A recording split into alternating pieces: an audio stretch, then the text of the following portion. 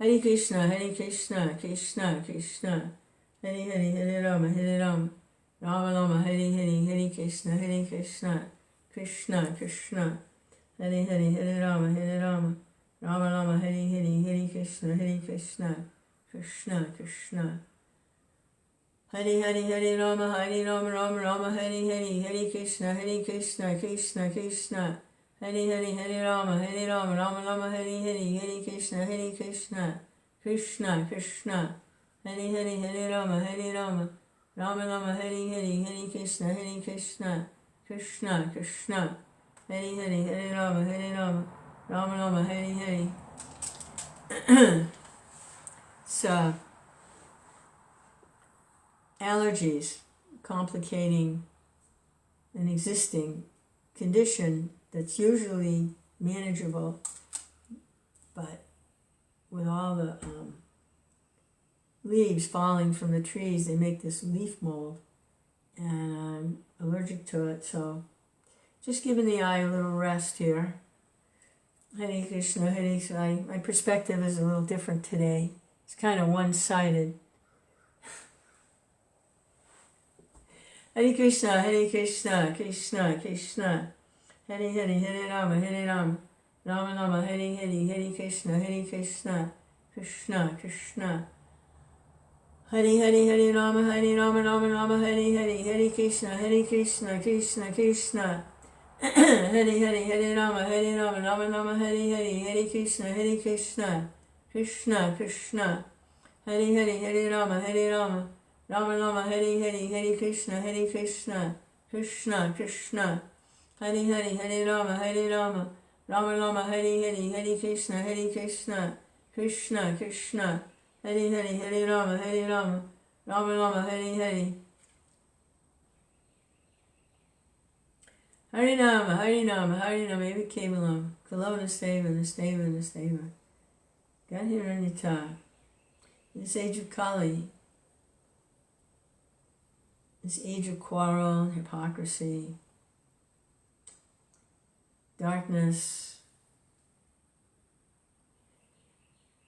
the modes of passion and ignorance predominant, very little mode of goodness. In this age, the chanting of the holy names is the only way.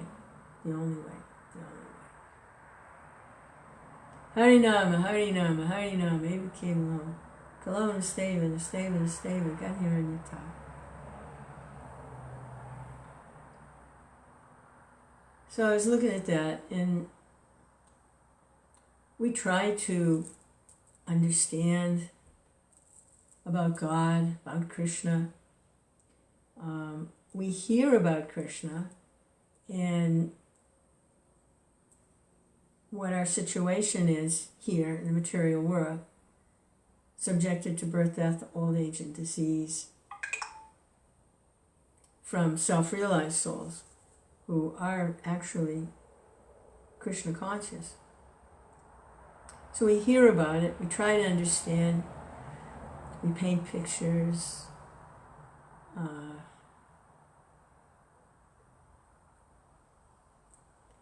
but Krishna is beyond the mind, he's beyond the intelligence, and he's beyond the material senses, which is, maybe that's what I'll read today, continuing the question by Parikshit Maharaj to Sukadeva Goswami. How can the transcendence be understood by material words, material mind, material senses? The answer is it can't be. It can't be.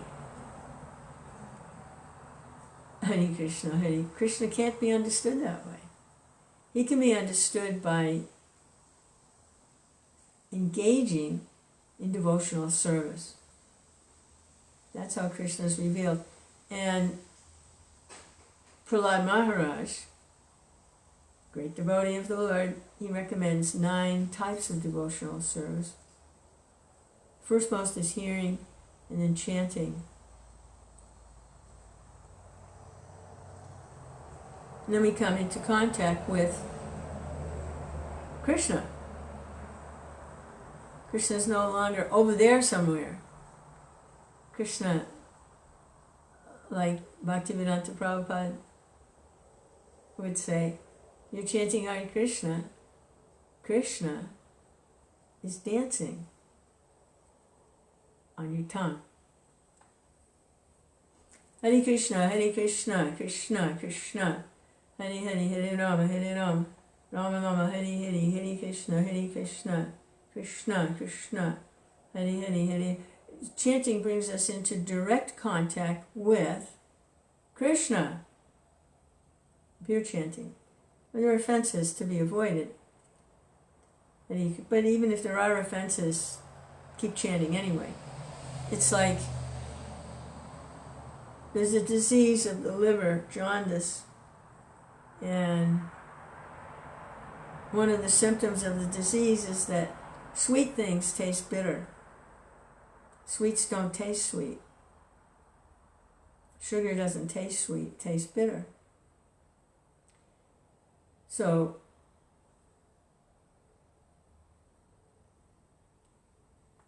paradoxically, part of the cure for jaundice is to keep eating sugar. At least that's what I understand. I've heard explained. And eventually, the jaundice is cured and the sugar tastes its natural taste of sweetness. So even if there are some offenses to the chanting, keep chanting. Until the offenses are gone, it could be many lifetimes of chanting. But in this Kali Yuga, there's no other way, so even if there are offenses, keep chanting. Or there's no taste, or the taste is bitter, or the mind is dragging everywhere, but surrender to the holy name. Well, you just keep chanting anyway. Hare Krishna, Krishna, there's no other way. Hare Ram, Ram Ram, Hare Hare, Hare Krishna, Krishna Krishna, Hare Hare, Hare Ram, Rama Rama, Hare Hare, Hare Krishna, Krishna Krishna, Hare Hare, Hare Rama, Rama Rama, Hare Hare. Sometimes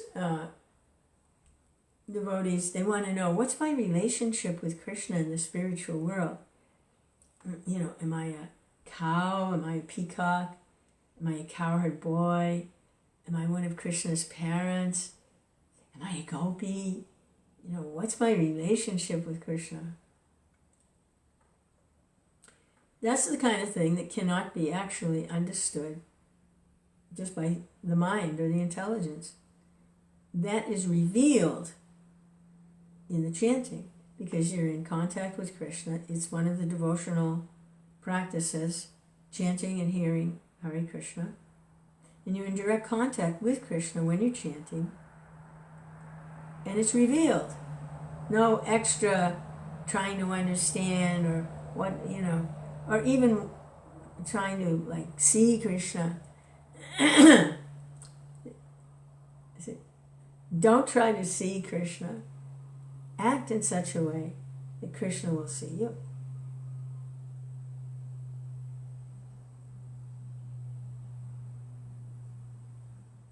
Hare Krishna, Krishna Krishna, Hare Hare, Hare Ram, Rama Rama, Hare. If you want Krishna to see you, call him.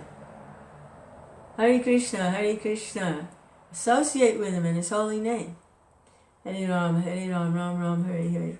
Hare Krishna, Krishna Krishna, Hare Hare, Hare Ram, Rama Rama, Hare Hare, Hare Krishna, Krishna Krishna, Hare Hare, Hare Ram, Rama Rama, Hare Hare.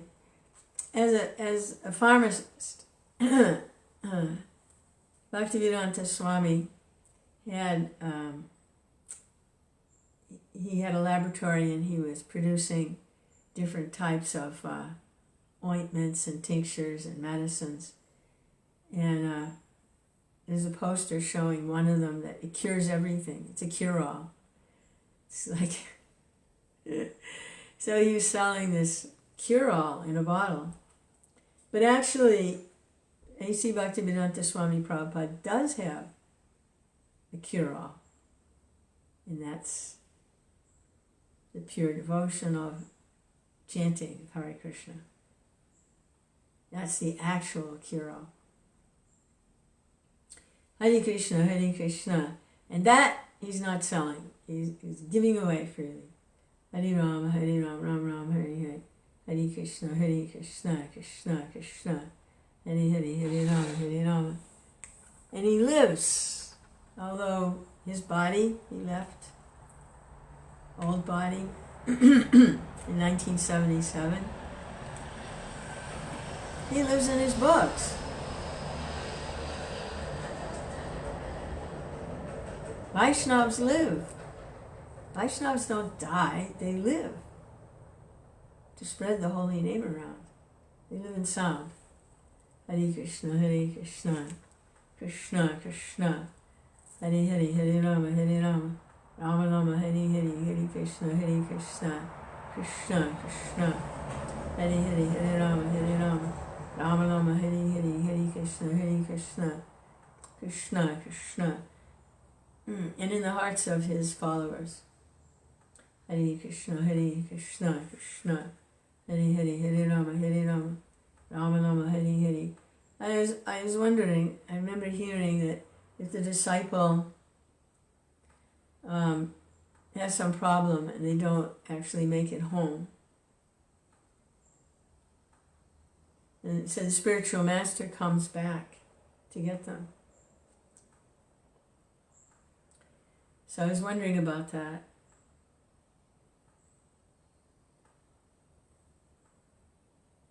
But if the spiritual master leaves before the disciple leaves, which is really the natural course of events, the spiritual master would be older, the disciple's younger, and it's to be understood that the spiritual master would leave. Well, the spiritual master comes back for the disciple.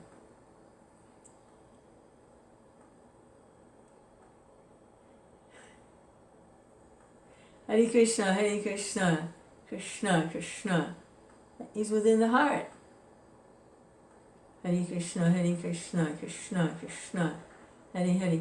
When the spiritual master was physically present, it was understood, and I remember hearing this discussion many times when Prabhupada was physically present, that he is the external manifestation of the Supersoul. So whatever he says or does, there's no conflict between Prabhupada externals and the internal Supersoul within the heart. When the spiritual master is no longer available externally,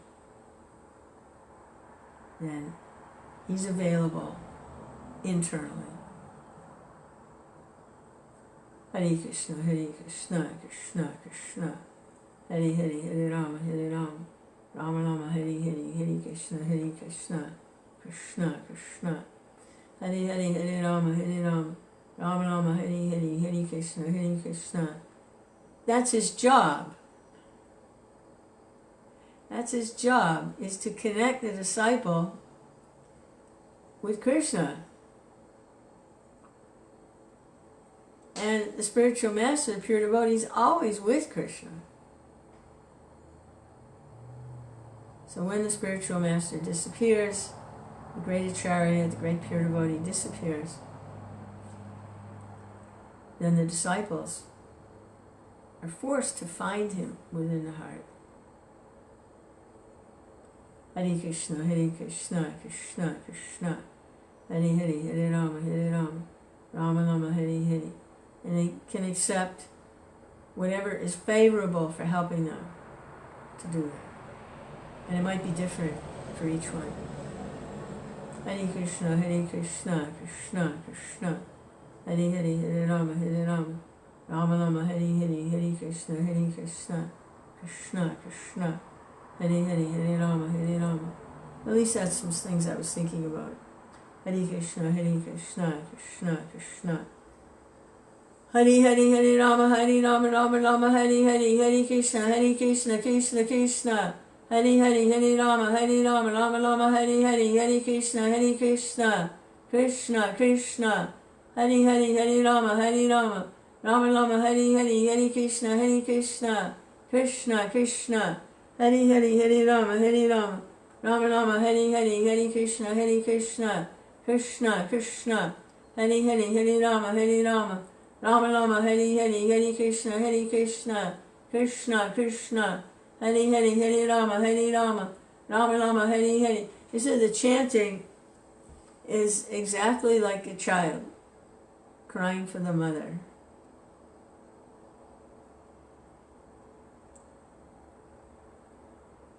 Hare Krishna Krishna Krishna Hare Hare Hare Rama Rama Rama Hare Hare Hare Krishna Krishna Krishna Hare Hare Hare Rama Rama Rama Hare Hare Hare Krishna Krishna Krishna Hare Hare Hare Rama Rama Rama Hare Hare. So, what does the child want?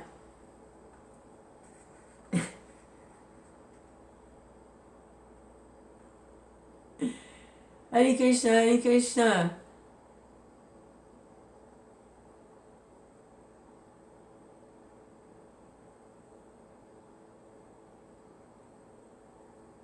He doesn't want anything.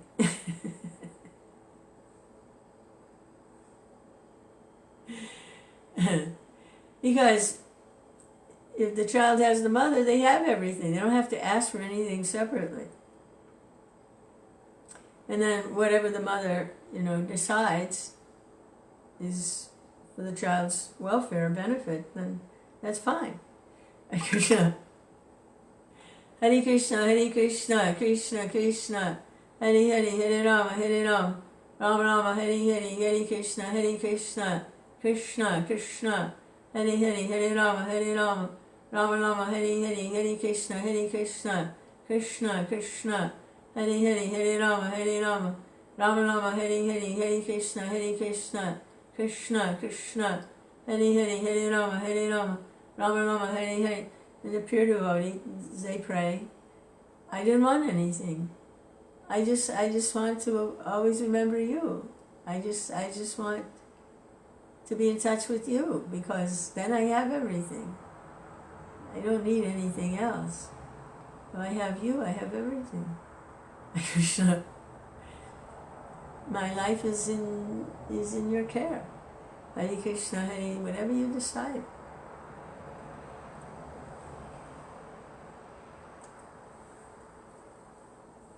A funny little way of saying something like that used to go around was that about the spiritual master and the disciple. The mood of the relationship is the spiritual master says, okay, jump. And the disciple jumps. And when they're in the air, they're saying, how high?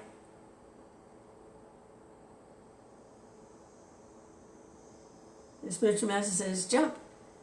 The disciple jumps, and while he's jumping, he's saying, how high? Hare Krishna Krishna Krishna Hare Hare Hare Rama Rama Rama Hare Hare Hare Krishna Krishna Krishna Hare Hare Hare Rama Rama Rama Hare Hare Hare Krishna Krishna Krishna Hare Hare Hare Rama Rama Rama Hare Hare Hare Krishna Krishna Krishna. All the problems are solved.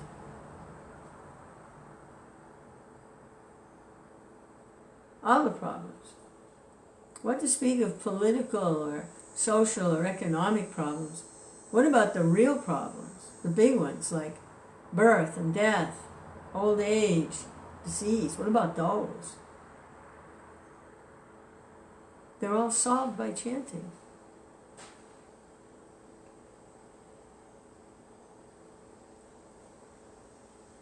Hare Krishna Krishna Krishna Hare Hare Hare Rama Rama Rama Hare Hare Hare Krishna Krishna Krishna Hare Hare Hare Rama Rama Rama Hare Hare. Why? Because it's not a material sound vibration. It's coming from another place, way beyond the mind, the senses, even the intelligence. Yes, there is something higher than what I can perceive with my limited senses. I'm like it's like being in this body is like being in a submarine. Then up goes periscope. Take a look around. We're submerged in the material ocean. But beyond that is a whole nother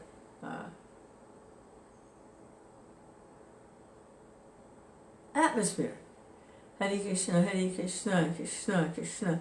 And that's where the chanting is coming from. The mantra is coming.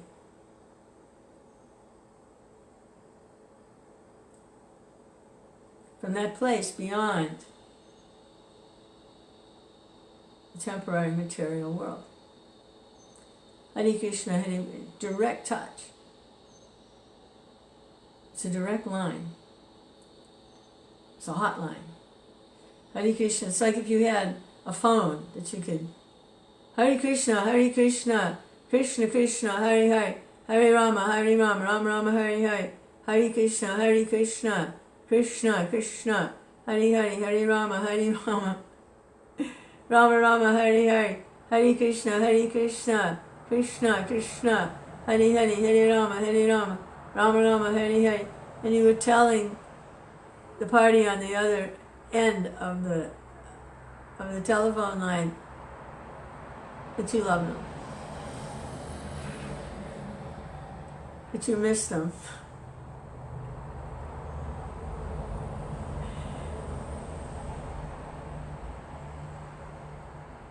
Hare Krishna, Krishna Krishna, Hare Hare, Hare Rama, Rama Rama, Hare Hare, Hare Krishna, Krishna Krishna, Hare Hare, Hare Rama, Rama Rama, Hare Hare, Hare Krishna. And you're asking them for guidance, how to deal with the situation. Hare Krishna, Krishna Krishna, Hare Hare, Hare Rama, Rama Rama, Hare Hare, Hare Krishna, Krishna Krishna, Hare Hare, Hare Rama, Rama Rama, Hare Hare. And you're telling them that you're their aspiring servant. Please engage me in your devotional service. Dial them up. Hare Krishna, Krishna Krishna, Hare Hare, Hare Rama,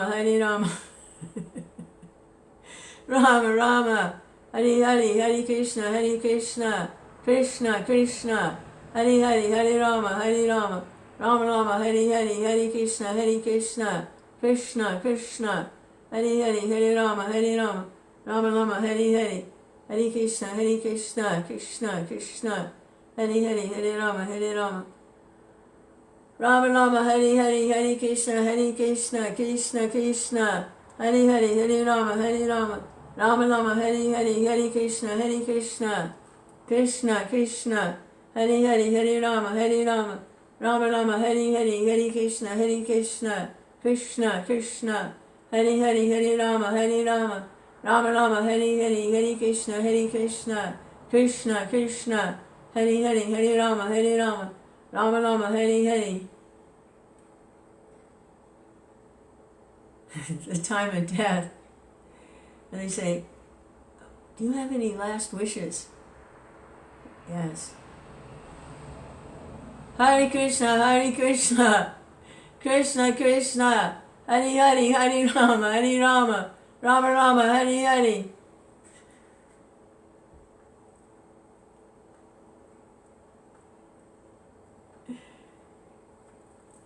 Krishna. All right. How about the 10th canto? Let's see if I can put glasses over this. Oh, maybe I could take it off for a little while. Take some allergy medicine later. Hare Krishna. Shri Krishna Chaitanya Prabhu Nityananda Shri Advaita Gadadhar Srivasadi Gaur Bhakta Vrinda. So this is prayers by the Personified Vedas. It's the section of the 10th canto of the Srimad Bhagavatam.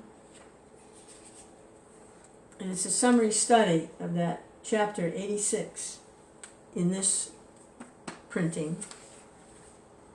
Chapters are numbered a little differently in the different printings. This is the all-in-one volume. It's 86. So the original question was by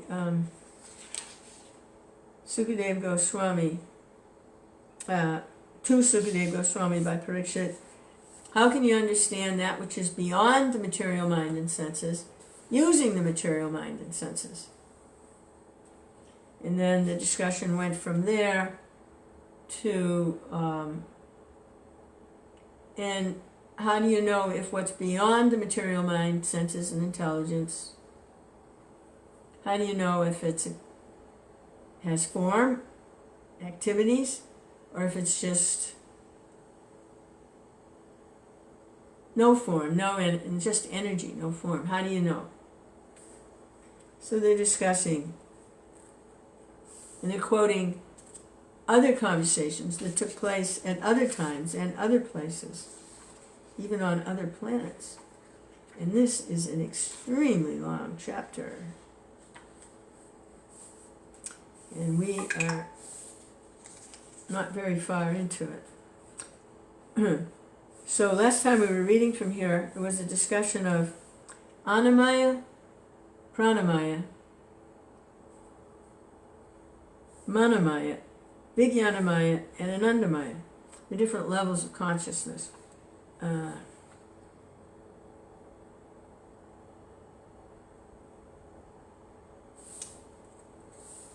me read that little section again before we go on. Jai Srila Prabhupada, Hare Krishna, Hare Krishna. Okay. Within the body, there are 5 different departments of existence. Annamaya, Pranamaya, Manamaya, Vijnanamaya, and at last, Anandamaya. In the beginning of life, every living entity is food conscious. Prasadam distribution, ki jai. In the beginning, food conscious. A child or an animal is satisfied only by getting nice food. This stage of consciousness in which the goal is to eat sumptuously is called Annamaya. Anna means food. After this, one lives in the consciousness of being alive. Who is it? One of the European philosophers. What is it? I think, therefore I am, or something. Well, that's coming. Anyway, after this, in the consciousness of being alive. I'm alive. If one can continue his life without being attacked or destroyed, he thinks he's happy. So, the first stage, Annamaya, he's happy if he gets good food to eat. This is like the animals. And the second stage of life, successful if he can live without being attacked by someone else or destroyed by something. That's called pranamaya, or consciousness of one's existence. After this, when one is situated on the mental platform, that's called manamaya. So that's where that European philosopher was. I think, therefore I am. He's in manamaya, jnana. I'm thinking, so that's proof that I exist. The material civilization is primarily situated in the three stages: Annamaya, Pranamaya, and Manomaya. Eating, defending, and thinking. The first concern of civilized persons is economic development, food. The next concern is defense against being annihilated. And the next consciousness is mental speculation, like what's going on around here? The philosophical approach to the values of life. I can figure it out under my own mental powers. If by the evolutionary process of philosophical life, one happens to reach the platform of intellectual life and understands he's not this material body but is spirit, then by evolution of spiritual life, he comes to the understanding of the Supreme Lord or the Supreme Soul. Yeah, by the mental process, it is possible to come to the conclusion, I'm spirit, I'm not this body. But there's more to go. When one develops his relationship with him and executes devotional service, that stage of life is called Krishna consciousness, or the Anandamaya. Okay, so Prabhupada, he was listing Annamaya, Pranamaya, Manomaya, Vijnanamaya, and Anandamaya. And here in the discussion, he's talking about Vijnanamaya, but he doesn't say that's Vijnanamaya. He says, by thinking, that's Manomaya. And then, by thinking and analyzing and mentally speculating, one comes to the conclusion, hey, I'm spirit, I'm not this matter, everything here is temporary, I'm eternal. And they come to that conclusion, that's Vijnanamaya. But then, as they evolve, by engaging in devotional service, then it's Anandamaya. Anandamaya is the blissful life of knowledge and eternity. As it is said in Vedanta Sutra, Anandamayo Vyasat, the Supreme Brahman and the subordinate Brahman, or the Supreme Personality of Godhead and the living entities, are both joyful by nature. As long as the living entities are situated in the lower four stages of life, Annamaya, Pranamaya, Manomaya, and Vijnanamaya. That's a lower stage of life. Even understanding I'm not this body, I'm spirit is still a lower stage of life. They are considered to be in the material condition of life. But as soon as one reaches the stage of Anandamaya, he becomes a liberated soul. This Anandamaya stage is explained in Bhagavad Gita as the Brahmabhuta stage. There it is said that in the Brahmabhuta stage of life, there's no anxiety and no hankering. This stage begins when one becomes equally disposed toward all living entities, and it then expands to the stage of Krishna consciousness, in which one always hanker to render service unto the Supreme Personality of Godhead. Equally disposed toward all living entities. No friends, no enemies. This hankering for advancement in devotional service is not the same as hankering for sense gratification in material existence. In other words, hankering remains in spiritual life, but it becomes purified. When our senses are purified, they become freed from all material stages, Annamaya, Pranamaya, Manomaya, Vijnanamaya, and they become situated in the highest stage, Anandamaya, or blissful life in Krishna consciousness. The Mayavadi philosophers consider Anandamaya to be the state of being merged in the Supreme. To them, Anandamaya means that the Supersoul and the individual soul become one. But the real fact is that oneness does not mean merging into the Supreme and losing one's own individual existence. Merging in the spiritual existence is the living entity's realization of qualitative oneness with the Supreme Lord in his eternity and knowledge aspects. So merging means becoming aware of the qualitative sameness or oneness of eternity and knowledge. But there's more than that to the Supreme Personality of Godhead. But the actual Anandamaya blissful stage is obtained when one is engaged in devotional service. You don't lose your individuality. That is confirmed in the Bhagavad Gita, Mad Bhaktim Labhate Param. The Brahmabhuta Anandamaya stage is complete only when there is the exchange of love between the Supreme and the subordinate living entities. Unless one comes to this Anandamaya stage of life, his breathing is like the breathing of a bellows in a blacksmith shop. His duration of life is like that of a tree. He's no better than the lower animals, camels, hogs, and dogs. So what is it? What he has to come to? When he's engaged in devotional service. Hare Krishna. He's actually comparing the Mayavadis to breathing like the breathing of a bellows.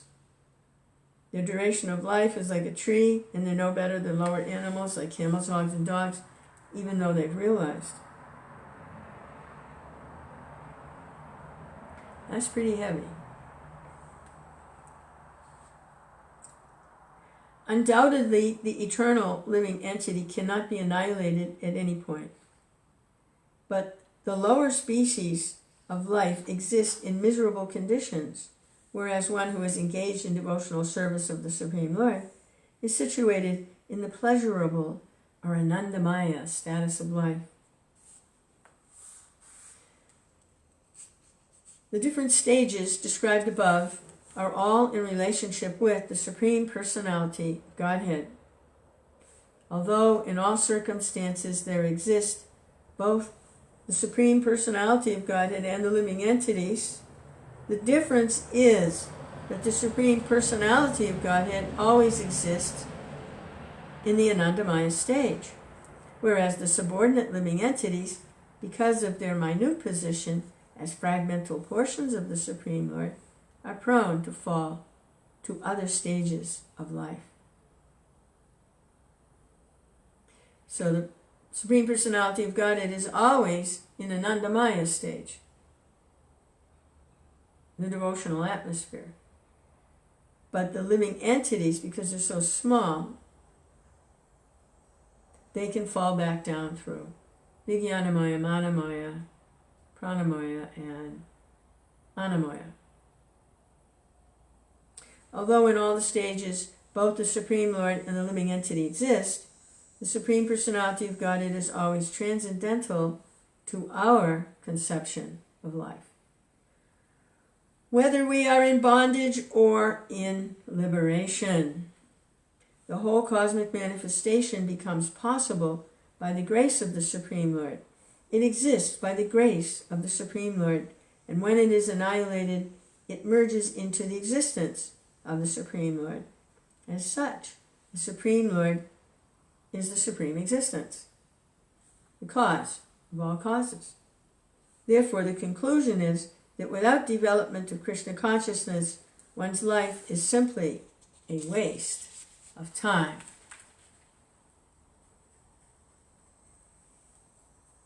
The sacrifice for this age to develop this Krishna consciousness is chanting the holy names of the Lord, specifically the Hare Krishna Maha Mantra. Those who are very materialistic and cannot understand the situation of the spiritual world cannot understand the abode of Krishna. For such persons, Great sages have recommended the yogic process, whereby one gradually rises from meditation on the abdomen, which is called Muladhara or Manipuraka in meditation. So, well, that's what they meditate on your navel kind of thing. Muladhara and Manipuraka are technical terms which refer to the intestines within the abdomen. Is this Anamoya stuff or what? I exist because I eat. I don't know. Grossly materialistic persons think that economic development is of the foremost importance because they are under the impression that a living entity exists only by eating.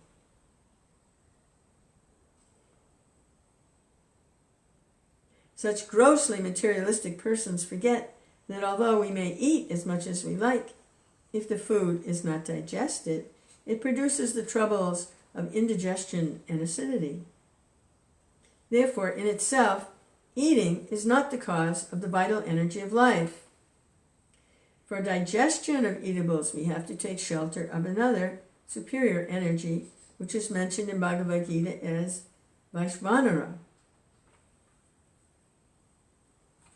So, the grossly materialistic persons, they think just the eating is what it is. But just the eating doesn't do it. It has to be processed. And that is given by Krishna. And that processing of foodstuffs is called Vaishvanara. Lord Krishna says in Bhagavad Gita that he helps the digestion in the form of Vaishvanara. The Supreme Personality of Godhead is all-pervasive, therefore his presence as Vaishvanara is not extraordinary.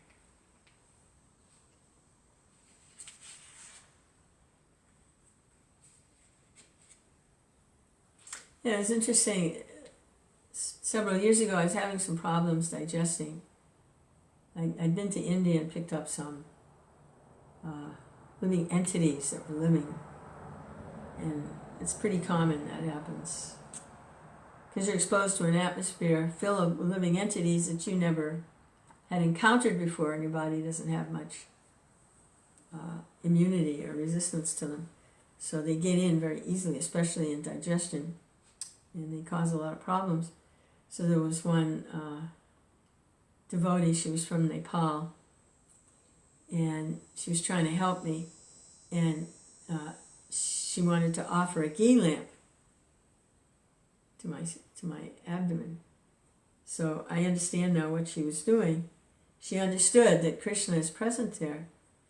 He's helping to digest the food. So she was asking him to please help me. She was worshiping Vaishvanara. Krishna is actually present everywhere. The Vaishnava, therefore, marks his body with temples of Tilak. He first marks the Tilak temple on the abdomen.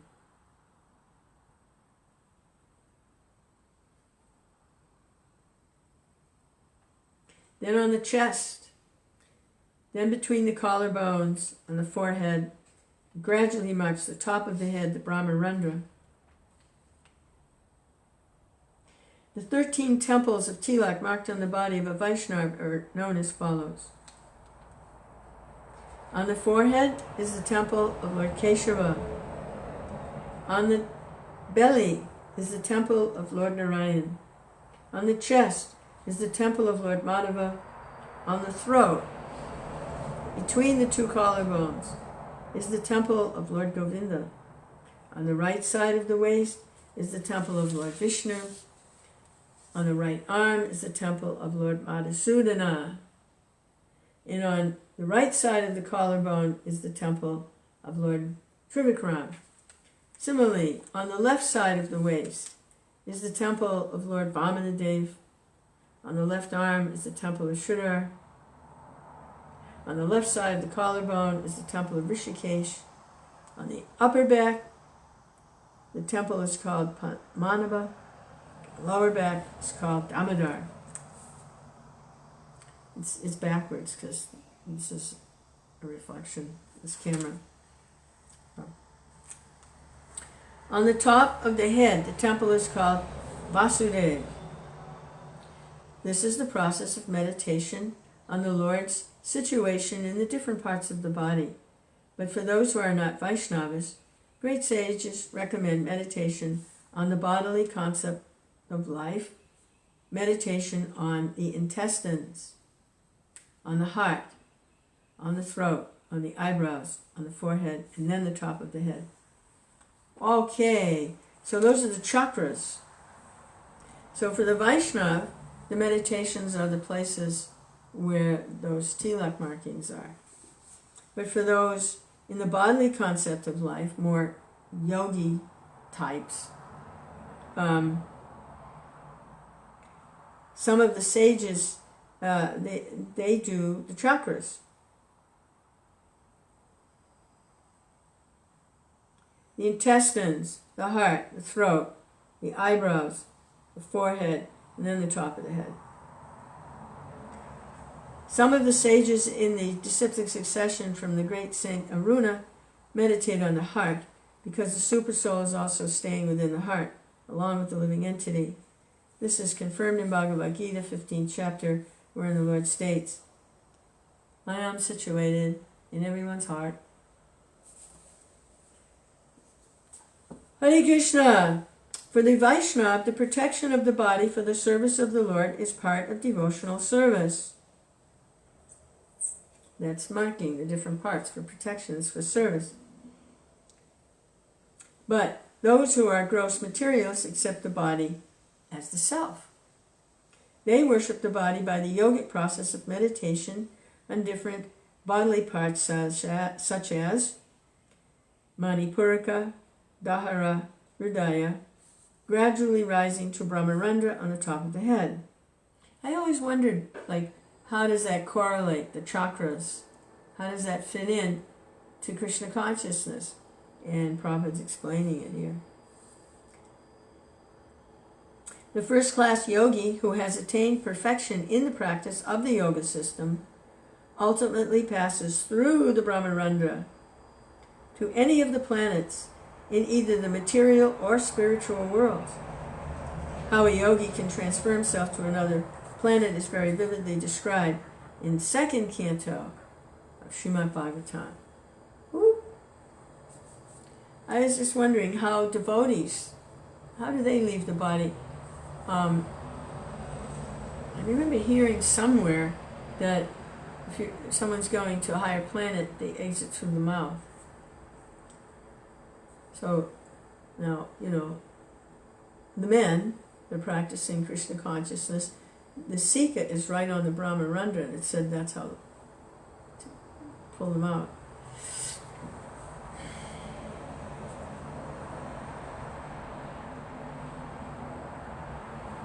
In this regard, Sukadeva Goswami has recommended that the beginners worship Virata Purusha, the gigantic universal form of the Lord.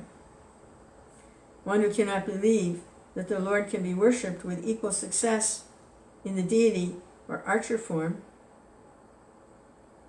or who cannot concentrate on this form, is advised to worship the universal form of the Lord.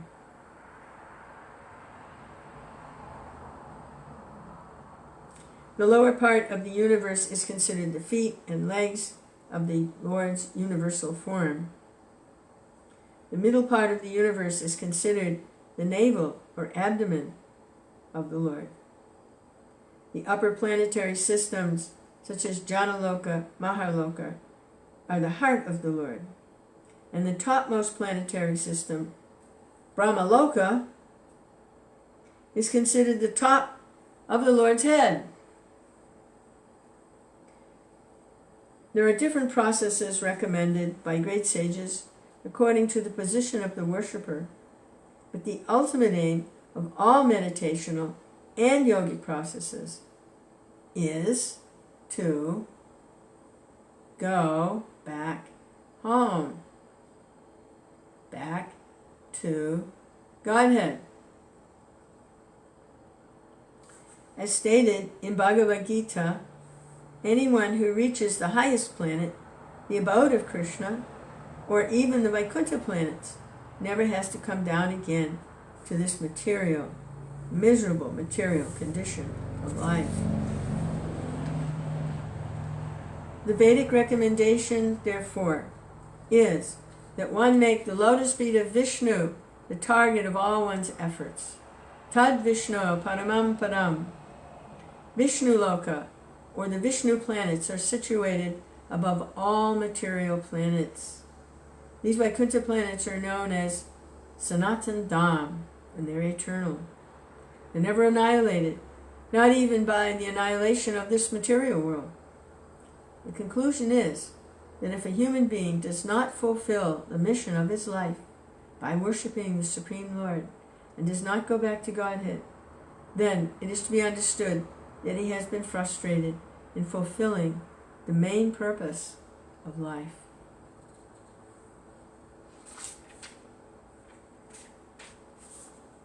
Hare Krishna, Krishna Krishna, Hare Hare, Hare Rama, Rama Rama, Hare Hare. So yeah, it's a really long chapter. There's like 40 more pages of very detailed information. And the next little section here is going to discuss a prayer offered by the Personified Vedas that concerns his entering into different species of life. So this was a prayer that had to do with the individual. And now they're going to offer prayers glorifying the Lord as how he enters into different species of life. They're offering these prayers to awaken him at the time of creation.